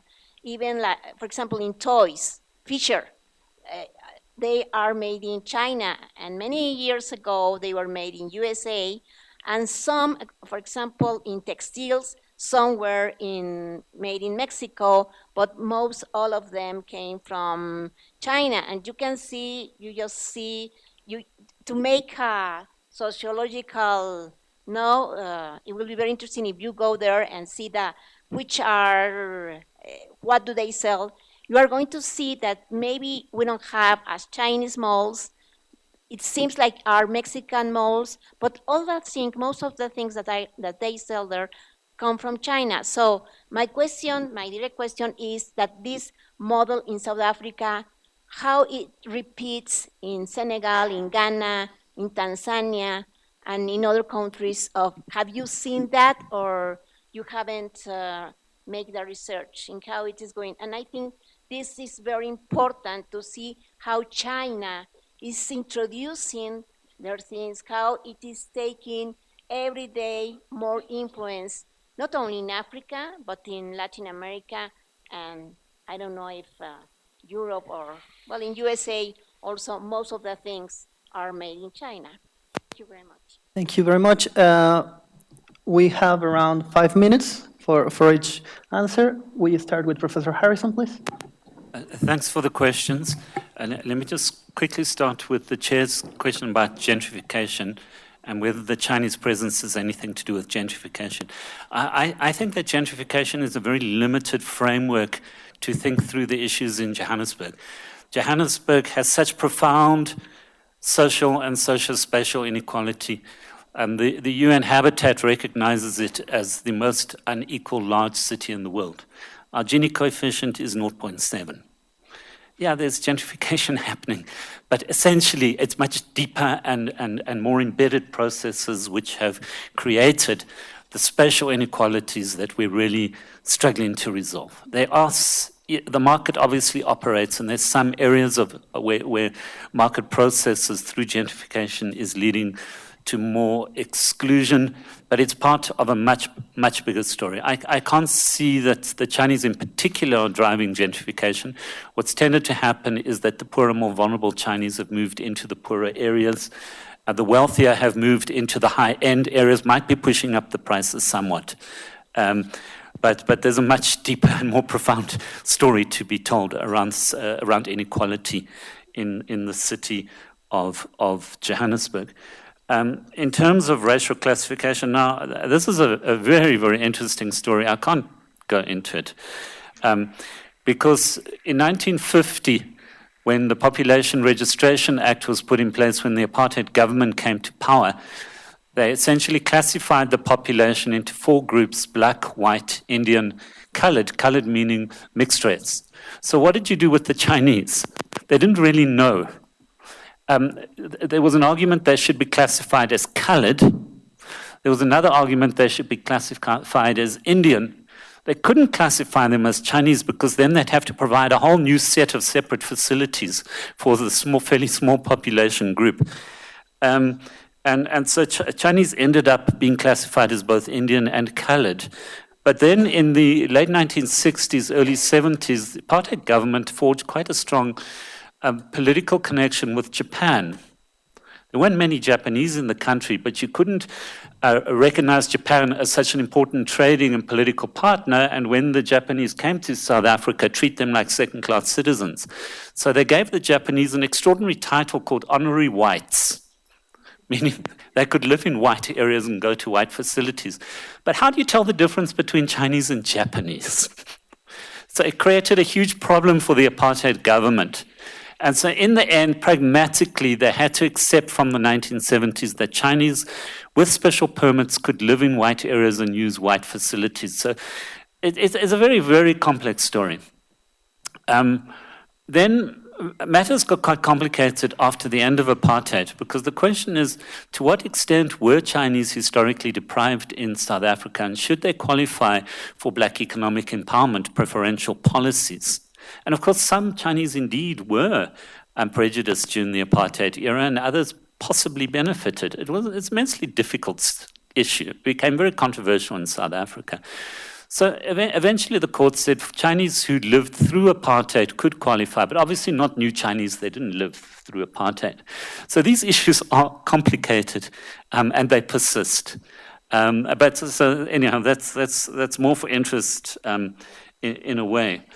And then Alicia's comments. So no, I haven't done work on elsewhere in Africa. It's work I'm intending to do over the next couple of years. But of course, the advantage the Chinese had in the South African, in the Johannesburg context, is they had direct access to the suppliers of cheap goods. Okay, they had the contacts back to China. They had preferential access. They were able to set up the malls. Actually, in a way, I mean, the Indians have a much bigger presence and a long historical presence in Johannesburg, but they weren't. India is not the provider of the world's manufactured goods. China is. Some cloth and so on comes from India. So even the Indian traders faced huge competition with the Chinese arriving in fairly large numbers. But the world has changed. And now with online purchases, for example, African traders going to China, there's a large African trader presence in Iwu, for example, which is the world's largest small commodity business hub. Actually, the Chinese no longer really have this preferential advantage. And so things are changing. And that's partly why the malls are changing.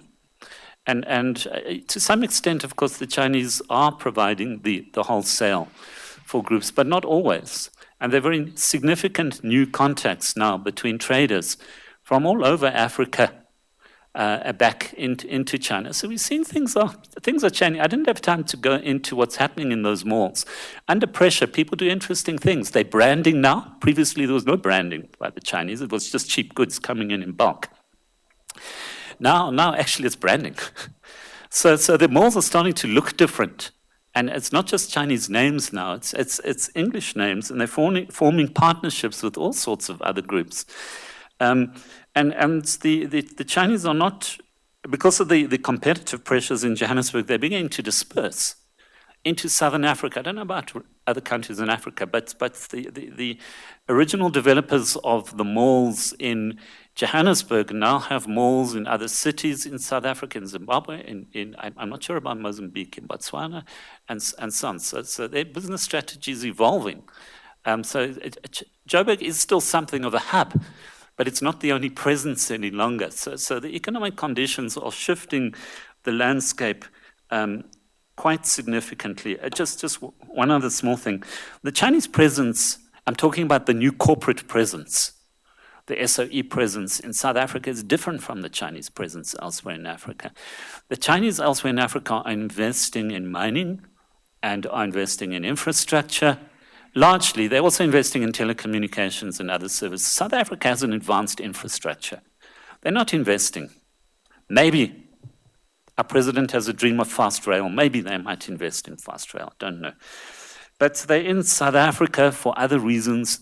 South Africa is an entry point into markets that extend into Africa, and particularly the financial system is really important. So there's a big Chinese investment in a major South African bank because it gives the Chinese a business, a financial footprint into Africa. So one does have to differentiate. I'm not sure about the extent to which retail is different or not. I know there are malls in Accra and in Lusaka and so on. But otherwise, more broadly speaking, that one can't just generalize about the Chinese presence in Africa.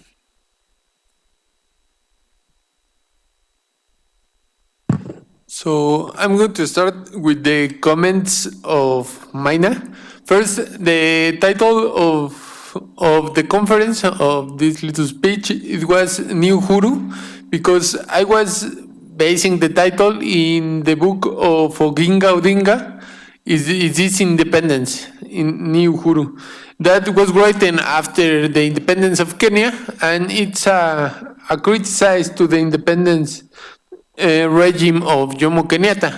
Oginga Odinga was in the political party of Jomo Kenyatta. He was expelled after visiting the Soviet Union and other communist countries in those times, and that's why he was expelled of the political party of Jomo Kenyatta.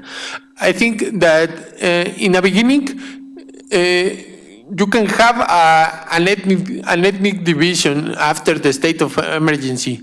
It seems that the Gikuyu ethnic were the rebels, and the Luo were participating with the British government. After that, you can see that. After that, you can see that there is a class division between loyalists and the Mau Mau rebels. Also, I hope that this popular history that has space for the reconstruction of the real history of the Mau Mau rebellion, it develops more in the actual 21st century. And talking about the actual ethnic divisions in Kenya, I have to go back and talk a little bit about the Kipande. During the regime colonialism, the divisions in Kenya were similar to the apartheid, but the Kenyans have to brought an identification, something like this. It was the Kipande, maybe it can be traduced as the little part, and it said at what area they have to work, they have to live. If you didn't have the Kipande, you can be detained. And after this, if they develop, as Maina said, the class divisions, that then will be developed by the independent regime in ethnic divisions. Nowadays, Uhuru Kenyatta and Raila Odinga confronts each other in the political elections. It's also in 2002 when it was a little civil war in Kenya after the elections. These two were confronting for the political election for being president of Kenya, and these divisions of Luo and Gikuyu, I think, are more than from colonialism, from the independence, from the independent regime of Jomo Kenyatta. He started to make these divisions. Then Arab Moi, he was Kalenjin. He wasn't Luo or Gikuyu. He had to ally a little bit with the Kikuyu ethnic, but they provoked this division. After that, when Moi made the one political party regime, and it was forced by the Monetary International Fund and the MB to make elections that these divisions exploit in violence. I think for my part it's all. Thank you, Javier. Well, yeah, sure. Well, thank you very much, Professor Harrison, Maestro Sacristan, for your participations. I also want to thank and congratulate the coordinators of the colloquium, Dr. Alicia Giron, Dr. Jose Luis Gasquez, and Maestro Sacristan. And I want to thank you all for coming this morning. I also want to thank and congratulate the staff team of the colloquium. And well, we invite you to stay to the next panel, which is called Gender, Security and Development. And thank you very much for coming.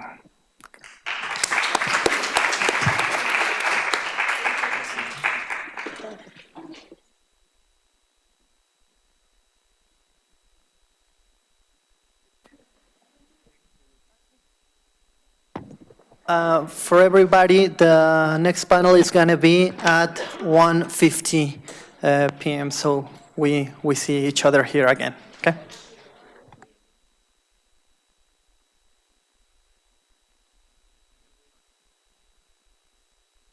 Yeah. So.